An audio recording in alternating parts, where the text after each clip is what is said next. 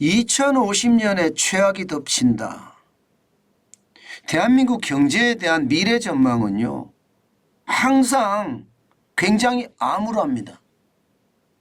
게다가 신용평가 기관들이 대한민국 경제의 미래에 대해서 굉장히 암울한 평가를 내놨다는 것은요, 어쩌면 지금 현 시대를 살아가는 우리들에게는요, 굉장히 열심히 살아야 되고요, 분명하게 개혁을 해야 됩니다.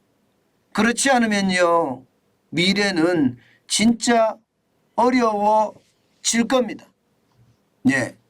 그만큼 말입니다. 우리나라 경제 미래에 대해서는요, 나쁘다 이런 이야기가 계속 나오는 겁니다. 자, 이번에는요, 세계적인 신용평가사 피치가 말을 했습니다. 한국, 대만, 중국은 2050년 최악의 상황에 놓이게 된다. 최악의 상황에 놓이게 됩니다. 이 말은 여러분, 최악의 상황이라는 게 뭘까요? 신용등급을 떨어뜨린다는 거예요. 신용등급. 중국이 신용등급이 떨어지는 것은 그럴 수 있다고 생각을 합니다. 대만이 신용등급이 떨어지는 것은 중국과의 어떤 전쟁이라든가 불안감이 크기 때문에 그럴 수 있다고 생각을 해요. 그런데 대한민국까지도 신용등급이 떨어져서 최악의 상황에 놓이게 된다는 이야기를 들으니까 사실 굉장히 섬뜩합니다. 그러면 얼마나 떨어지길래 이렇게 최악의 상황에 놓이게 된다 이렇게 이야기하느냐? 여러분, 이거 한번 보세요. 지금 한국, 중국, 대만 중에 말입니다, 2050년 정도가 되면 쉽게 말하면 국가 신용등급이 BBB 트리플이에요. 투기 등급이 된다는 거예요. 투기 등급. 이 정도면 여러분 거의 말입니다, 지금 전쟁을 하고 있는 우크라이나 수준입니다. 지금 대한민국의 국가 신용등급은 AA-입니다. AA-면요 적어도 말입니다, 신용등급 중에 A+이나 AW나 그 다음이 AA-잖아요. 세 번째 등급은 간단 말입니다. 그런데 이 등급이 지금 이대로 가면 2050년에는 투기 등급이 떨어지고 투기 등급으로 떨어지고요. 투기 등급으로 떨어졌을 때 대한민국의 상황은 그야말로 최악으로 번져갈 수 있다는 이야기입니다. 실제로 말입니다, 국가 신용평가 기관들이 이 하나만 가지고 지금 이야기하지는 않았습니다. 이게 가장 중요한 게 저출산 고령화인데, 이 저출산 고령화에 대한 어떤 특단의 대책이 없는 한 지금 신용등급은 대한민국이 가장 빠르게 떨어진다는 이야기. 대만이나 중국보다도 더 빠를 수 있다는 그런 경고까지 나오는 겁니다. 왜냐고요? 여러분 이거 한번 보세요. 우리 총 인구가 지금 최악의 상태로 몰려가고 있습니다. 보시는 것처럼 2012년에 5,019만 9,853명으로 5천만 명을 넘어섰습니다. 그러던 것이 2020년에 최고치 기록했습니다. 5,183만 6,239명이요. 그런데 2021년 기준으로 보면 5,143만 9,038명으로 줄어들었습니다. 그러다가 말입니다, 2031년이 되면 이제 5천만 명도 깨진다는 겁니다. 4,993만 6,537명까지 떨어지고요. 2070년에 가면요, 지금 3,765만 명까지 떨어진다는 그런 통계까지 나오거든요. 그만큼 말입니다, 대한민국의 출산율은 세계 최저입니다. 여러분도 알다시피 출산율이 세계 최저라도 이게 어마어마한 출산율이 0.78을 기록했거든요. 0.78.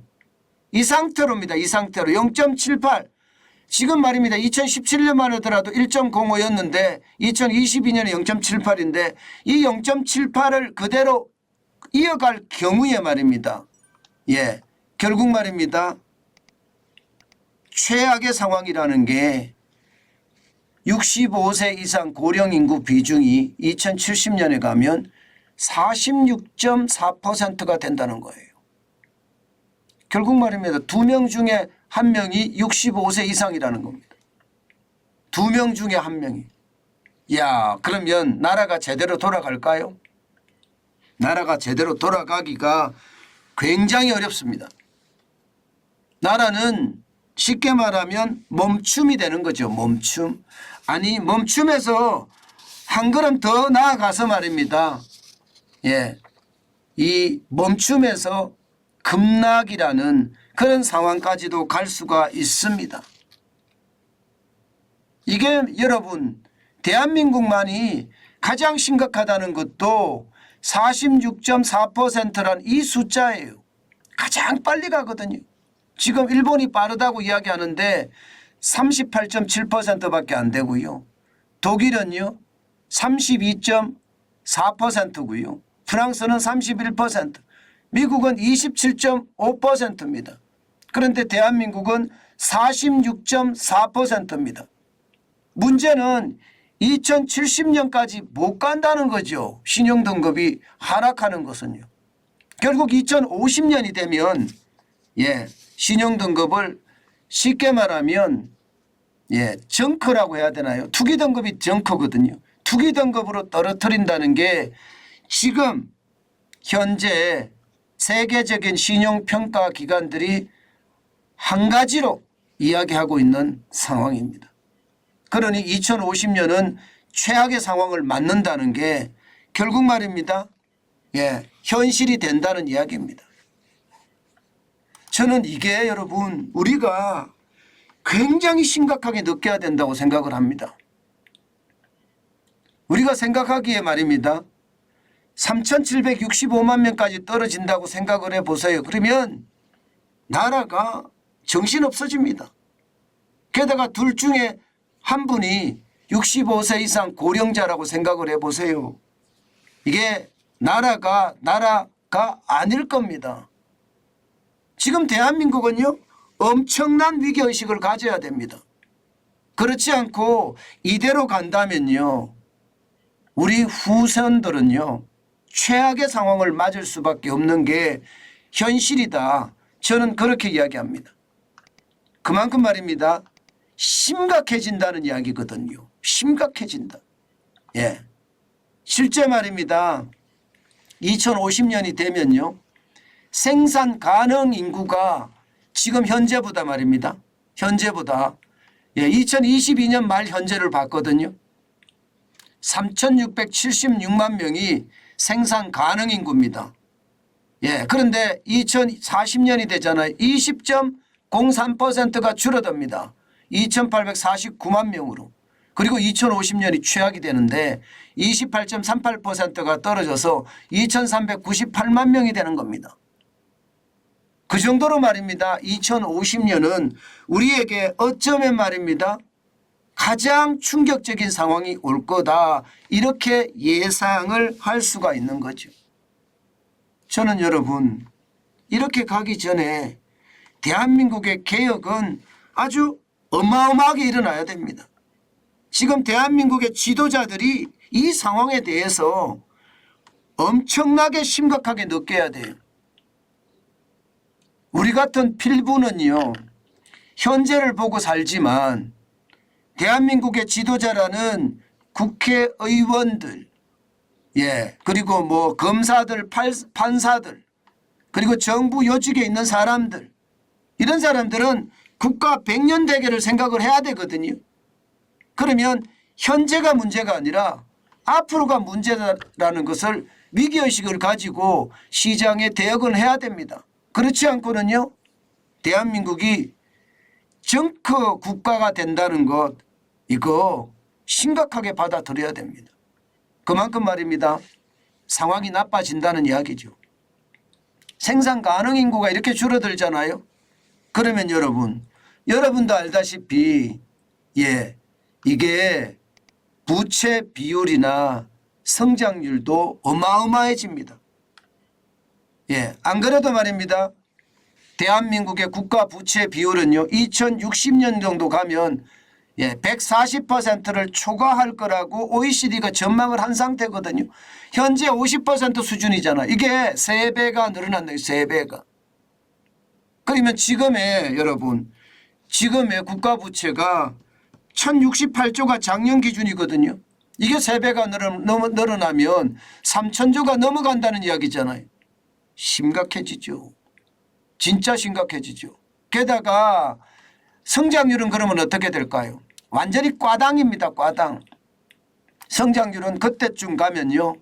제로가 될 거라는 거 제로. 지금 현재까지 말입니다. OECD가 예측한 것을 보면요. 2050년에는 0% 성장률을 기록한다고 이미 나와 있습니다. 심지어 2060년까지 가면 마이너스 0.08%를 성장한다는 2000년에 5.93% 성장하는 그런 신화는 더 이상 없다는 이야기예요.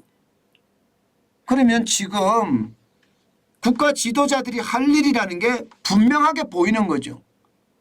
지금 그 어느 때보다 심각성을 가지고 시장에 대응을 해야 돼요. 코인 투자나 하면서 정쟁이나 벌리면서 지금 한가하게 노닥거릴 시간이 없다는 뜻이에요. 저는 그 어느 때보다 저출산에 대한 문제를 심각하게 고민해야 되고요. 이게 뭐 대통령이 직접 주관을 해서요. 국무회의 안건으로 매주 올려가면서 출산율을 독려하는 정책, 저는 반드시 필요하다고 생각을 합니다. 또한 말입니다. 시니어, 쉽게 말하면 60세 이상에 대한 재취업 교육이라든가 그렇지 않으면 정년 연장이라든가 뭔가 생산 가능 인구로 포함시키기 위한 정부의 활동이 차고 넘쳐야 된다고 생각을 한 겁니다. 그렇지 않고 지금처럼 계속해서 간다면요. 우리 경제는 죄송합니다. 이런 표현 쓰겠습니다. 그냥 폭삭 주저앉습니다. 저는 그런 측면에서 굉장히 위기라고 생각을 해요. 그 어느 때보다 우리 지도자들이 정신을 바짝 차려야 됩니다. 그렇지 않으면 2050년 금방 옵니다. 벌써 2023년입니다. 2023년 저는 2050년을 제가 보게 될 거잖아요. 그때까지 갈 때 지금 우리 경제가 최악으로 간다는 것은 여러분 진짜 심각한 상황에 놓이게 될 거다. 저는 그렇게 생각합니다. 제발 대한민국의 지도자라는 분들이 위기의식을 가지고 있어야 되고요. 그 위기의식 속에서 뭔가 변화가 일어나야 돼요. 개혁이 일어나야 돼요. 그렇지 않으면 우리가 생각했던 것보다가 더 상황이 나쁜 그런 시기가 오지 않을까. 저는 그런 암울한 전망까지 해봅니다.